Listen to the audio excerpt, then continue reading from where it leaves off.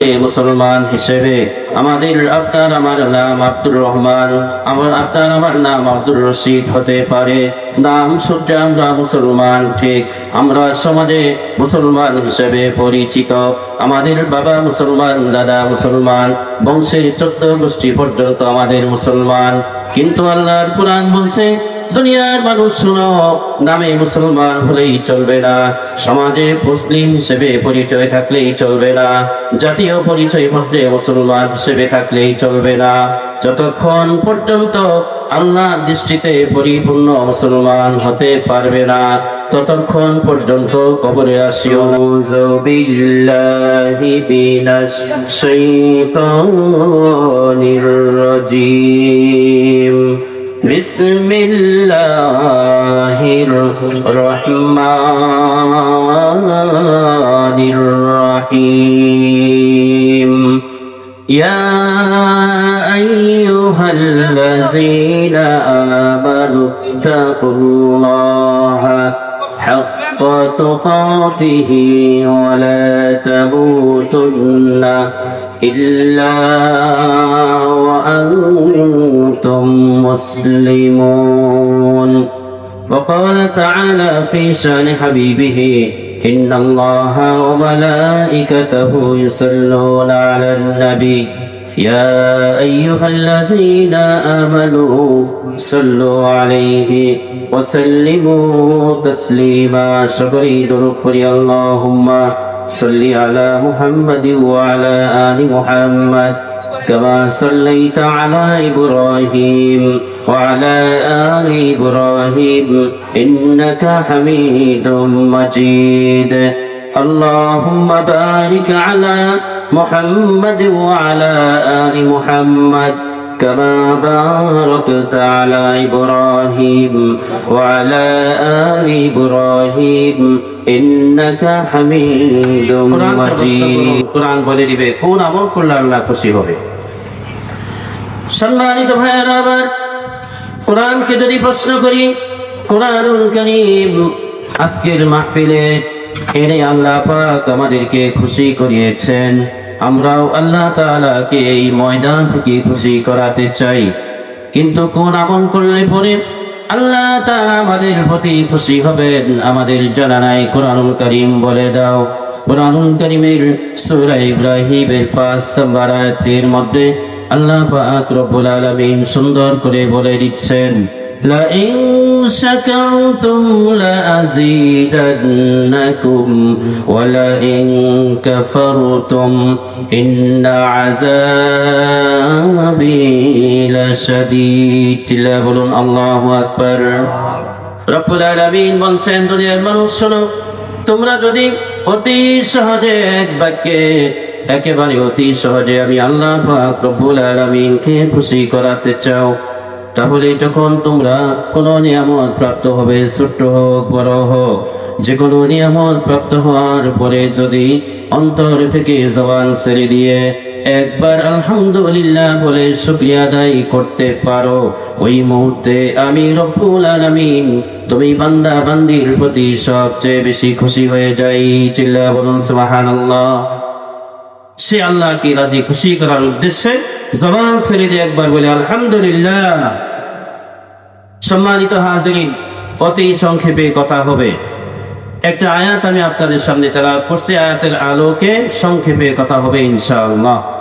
আমি যে আয়াতটি আপনাদের সামনে তেলাওয়াত করছি তার অর্থ হচ্ছে, আল্লাহ পাক বলছেন, হে মুসলমানগণ, মুসলমান না হয়ে কবরে আসিও না। ভালো করে খেয়াল করি শোনে, আল্লাহ ডাক দিচ্ছেন কাদেরকে? মুসলমানদেরকে, ইমানদারদেরকে। আল্লাহ বলছেন, হে মুসলমানগণ, মুসলমান না হয়ে কবরে আসিও না। কথাটা কেমন জানি হয়ে গেল না? আল্লাহ ডাকি দিলেন মুসলমান বলে, আবার বলতেছেন মুসলমান না হয়ে কবরে আসিও না। কথার মধ্যে একটু পেশ আছে না নাই? আছে। তাহলে আমরা মুসলমান, আল্লাহ আবার কেন বললেন আমাদেরকে মুসলমান না হয়ে কবরে আসিও না? এর মানে বোঝা যায় আমরা নাম মাত্র নামে মুসলমান, আমাদের বাবা মুসলমান, দাদা মুসলমান, গোষ্ঠী সূত্রে, বংশ সূত্রে, জন্ম সূত্রে আমরা মুসলমান, কিন্তু আল্লাহর দৃষ্টিতে এখনো পরিপূর্ণ মুসলমান হতে পারি নাই। জোরে বলুন ঠিক না বেঠিক? যদি আল্লাহর দৃষ্টিতে পরিপূর্ণ মুসলমান হতে পারতাম তাহলে আল্লাহ এই কথা বলতেন না যে মুসলমান না হয়ে কবরে আসিও না। তার মানে বোঝা যায় আমরা এখনো মুসলমান হতে পারি নাই। সম্মানিত ভাইয়েরা আমার, মুফাসসিরিন কিরাম লিখেছেন আল্লাহর কোন বান্দা যখন তার নাম রাখে মুসলমান হিসেবে, আপনার আমার নাম আব্দুর রহমান, আপনার আমার নাম আব্দুর রশিদ হতে পারে, নাম সূত্রে আমরা মুসলমান, ঠিক আমরা সমাজে মুসলমান হিসেবে পরিচিত, আমাদের বাবা মুসলমান, দাদা মুসলমান, বংশের 14 গোষ্ঠী পর্যন্ত আমাদের মুসলমান। কিন্তু আল্লাহর কুরআন বলছে দুনিয়ার মানুষ শুনো, নামে মুসলমান হলেই চলবে না, সমাজে মুসলিম হিসেবে পরিচয় থাকলেই চলবে না, জাতীয় পরিচয় পত্রে মুসলমান হিসেবে থাকলেই চলবে না, যতক্ষণ পর্যন্ত আল্লাহর দৃষ্টিতে পরিপূর্ণ মুসলমান হতে পারবে না ততক্ষণ পর্যন্ত কবরে আসিও না।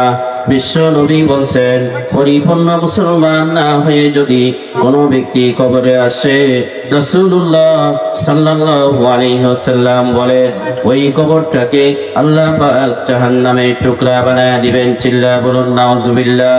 আবার রাসূল বলেন কোন ব্যক্তি যদি পরিপূর্ণ মুসলমান হয়ে কবরে আসতে পারে, আল্লাহ তাআলা ওই কবরটাকে জান্নাতের টুকরা বানায় দিবেন। জোরে বলুন ঠিক না বেঠিক?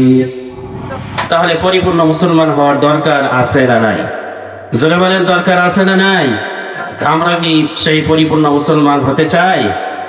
আর কিভাবে পরিপূর্ণ মুসলমান হওয়া যাবে?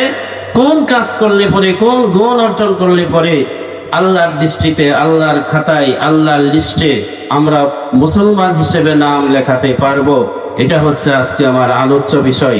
যতক্ষণ আলোচনা চলবে আপনারা থাকবেন তো ইনশাআল্লাহ? থাকবেন? কে কে থাকবেন না একটু হাত তোলেন তো। মাশাআল্লাহ, সবাই থাকবে। আল্লাহ পাক সকলকে কবুল করুন, সবাই বলি আমিন। এবার আবার কোরআনকে প্রশ্ন করুন, কোরআনুল কারীমকে প্রশ্ন করুন। কোরআনুল কারীম বলে দাও যেহেতু পরিপূর্ণ মুসলমান না হয়ে কবরে গেলে কবরটা জাহান্নামের টুকরা হয়ে যাবে, তাহলে আমরা কিভাবে পরিপূর্ণ মুসলমান হতে পারবো? আল্লাহ পাক রব্বুল আলামিন কোরআনুল কারীমের মধ্যে বলছেন ও দুনিয়ার মানুষ শোনো, তোমরা যদি পরিপূর্ণ মুসলমান হতে চাও তাহলে এর প্রেসক্রিপশন তোমাদের নামের মধ্যে আমি আল্লাহ তাআলা দিয়ে দিয়েছি। আমার সেনেচরের মুসলমান ভাইরা ভালো করে খেয়াল করে শুনেন। আপনার আমার রব্বুল আলামিন বলেন ও দুনিয়ার মানুষ, তোমাদের নাম যে আমি আল্লাহ পাক কুরআনুল কারীমের মধ্যে মুসলমান হিসেবে রেখেছি, এই মুসলমান শব্দখানা লিখতে আল্লাহ পাক কুরআনুল কারীমে আরবি 29টি হরফের 6টি হরফ আল্লাহ তাআলা ব্যবহার করেছেন। তাফসীরে কাবীরের মধ্যে এসেছে ইমাম ফখরুদ্দিন রাজি রাহমাতুল্লাহ আলাইহি লিখেন ও দুনিয়ার মানুষেরা শোনো, তোমাদের মুসলমান শব্দখানা লিখতে আল্লাহ পাক যে 6টি অক্ষর ব্যবহার করেছেন, 6টি অক্ষরের দ্বারা 6টি গুণের কথা আল্লাহ তাআলা উদ্দেশ্য নিয়েছেন। এই 6টি গুণ যে ব্যক্তির ভিতরে অর্জন হয়ে যাবে, আল্লাহর দৃষ্টিতে তারা সকলেই পরিপূর্ণ মুসলমান হতে পারবে। চিল্লা বলুন সুবহানাল্লাহ।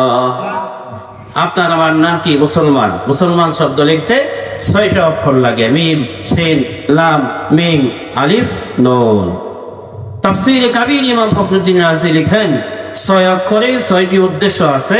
আল্লাহ বলছেন এই 6 গুণ যার ভিতরে অর্জন হবে সেই পরিপূর্ণ মুসলমান হতে পারবে। চিল্লা বলুন সুবহানাল্লাহ। তাহলে এই 6টা গুণ জানার দরকার আছে না নাই? আপনারা কি শুনবেন এই 6টা গুণ? শুরু করে। সম্মানিত ভাইয়েরা আমার, আপনার আমার মুসলমান শব্দখানা লিখতে কোরআনুল কারীমে আল্লাহ পাক রব্বুল আলামিন প্রথম অক্ষর ব্যবহার করেছেন মিম। আপনার আমার মুসলমান শব্দ যদি বাংলায় লিখতে যাই প্রথম অক্ষর হবে ম। আপনার আমার মুসলিম শব্দ যদি ইংরেজিতে লিখতে যাই প্রথম অক্ষর হবে এম। আর আপনার আমার নামটা যদি কোরআনের ভাষায়, আরবি ভাষায় লিখি তাহলে প্রথম অক্ষর হবে মিম। রব্বুল আলামিনের কোরআনুল কারীমের মধ্যে যে মিম ব্যবহার করেছেন তাফসীরে কাবীরের মধ্যে ইমাম ফখরুদ্দীন রাজি রাহমাতুল্লাহ আলাইহি লেখেন, আল মিমু ইশারাতু ইলাল মাউত, তথা আল্লাহ তাআলা বুঝাতে চাচ্ছেন দুনিয়ার মানুষ শোনো, তোমরা যদি পরিপূর্ণ মুসলমান হতে চাও তাহলে তোমার নামের প্রথম অক্ষর হচ্ছে মিম। মিম দ্বারা উদ্দেশ্য হলো মৃত্যু, মাউত। তার মানে হচ্ছে রব্বুল আলামিন বোঝাতে চাচ্ছেন, ও দুনিয়ার মানুষ শোনো, তোমরা পরিপূর্ণ মুসলমান হতে হলে সব সময় মরণের কথা বেশি বেশি স্মরণ করতে হবে, আর মরণের জন্য সদা সর্বদা প্রস্তুত থাকতে হবে। জোরে বলুন ঠিক না বেঠিক? মরণের কথা সবসময় স্মরণ, আর মরণের জন্য সদা সর্বদা প্রস্তুত থাকতে হবে। এটা আপনার আমার প্রথম অক্ষরের দ্বারা উদ্দেশ্য। প্রশ্ন হতে পারে, হুজুর মরণের জন্য সবসময় মরণের কথা বেশি বেশি স্মরণ কেন করব, আর মরণের জন্য সদা সর্বদাই প্রস্তুত থাকতে হবে কেন? এটা তো বুঝতে বেশি কষ্ট লাগে না? আপনার আমার একদিন মরতে হবে। জোরে বলুন ঠিক না বেঠিক? এখানে আমরা যারা উপস্থিত হয়েছি কেউ কি বাঁচতে পারবো? কেউ কি হায়াতে চিরদিন থাকবে? সকলকে মৃত্যুর স্বাদ গ্রহণ করতে হবে। জোরে বলুন ঠিক না বেঠিক? কেউ মরণ থেকে বাঁচতে পারবে না। সম্মানিত ভাইরা আমার, পবিত্র কুরআনুল কারীমে আল্লাহ পাক রব্বুল আলামিন সূরাতুল মুলকের 2 নম্বর আয়াতের মধ্যে আল্লাহ তাআলা বলেন, আল্লাযী খালাকাল মাউতা ওয়াল হায়াতা লিয়াবলুয়াকুম আইয়ুকুম আহসানু আমালা। জোরে বলুন আল্লাহু আকবার। রব্বুল আলামিন বলেন, দুনিয়ার মানুষ শোনো, মরণকে আমি আল্লাহ পাক তোমাদের জন্য এত নিশ্চিত করে দিয়েছি, তোমরা মনে করো হয়তোবা আল্লাহ আগে জীবন সৃষ্টি করেছে তারপরে বা মরণ সৃষ্টি করেছেন। না না, কুরআনুল কারীমের মধ্যে আল্লাহ তাআলা বলে দিচ্ছেন, ও দুনিয়ার মানুষ, তোমাদের জীবন সৃষ্টি করা। আল্লাহু আকবার।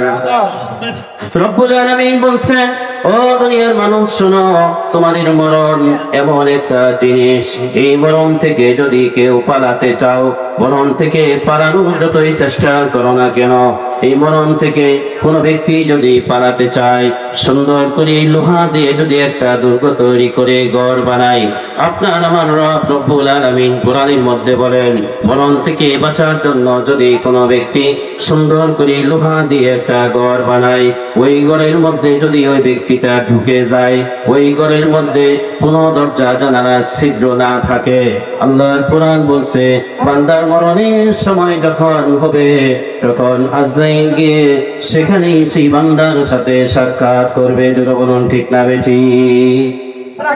এখানে শেষ না, কুরআনুল কারীমে আল্লাহ তাআলা বলছেন, ও দুনিয়ার মানুষ শোনো, তোমাদের তো মরতে হবে। এই পৃথিবীতে আমি আল্লাহ পাক রব্বুল আলামিন যত মাখলুকাত সৃষ্টি করেছি, তোমরা মানুষেরা শুধু মরবে তা না, এই পৃথিবীতে যত প্রাণশীল আমি সৃষ্টি করেছি, জীব জানোয়ার হোক, হিংস্র জীব জানোয়ার হোক না কেন, জলজ প্রাণী হোক না কেন, গভীর জঙ্গলের হিংস্র জীব জানোয়ার হোক না কেন, একটা পিপীলিকা হোক না কেন, তার চেয়েও ছোট্ট যে প্রাণী আল্লাহ পাক তৈরি করেছেন, যার ভিতরে সামান্যতম জীবন একটু দিয়েছেন আল্লাহ তাআলা রব্বুল আলামিন বলেন, এমন প্রত্যেকটি প্রাণশীল বস্তুকেই একদিন না একদিন মৃত্যুর স্বাদ গ্রহণ করতে হবে। জোরে বলুন ঠিক না বেঠিক? কেউ বাঁচতে পারবে না। শুধু এখানে শেষ না, আল্লাহ তাআলা আরো আগে বাড়িয়ে বলছেন, রব্বুল আলামিন বলেন, দুনিয়ার মানুষ শোনো, মরতে তো হবেই, এবং কি মৃত্যু এতটা নিশ্চিত করে দিয়েছে, তোমাদের যার মরণ যেদিন লেখা আছে ওই দিনই মরণ হবে। যার মরণটা যেই সময়ে লেখা আছে ঠিক ওই সময় তোমাদের মরণ হবে। তোমাদের মরণ যখন লেখা আছে তার 1 মিনিট আগেও হবে না, 1 মিনিট পরেও হবে না। জোরে বলুন ঠিক না বেঠিক? আল্লাহ বলছেন কোরআনের মধ্যে, ইজা জা আজালুহুম লা ইস্তাখিরুনা সাআতা ওয়া লা ইস্তাকদিমুন, যার মরণ যেই টাইমে যেখানে লেখা ঠিক ওই টাইমেই হবে, 1 মিনিট আগেও হবে না, 1 মিনিট পরেও হবে না। এই কথা কার? জোরে বলেন কার? আল্লাহর।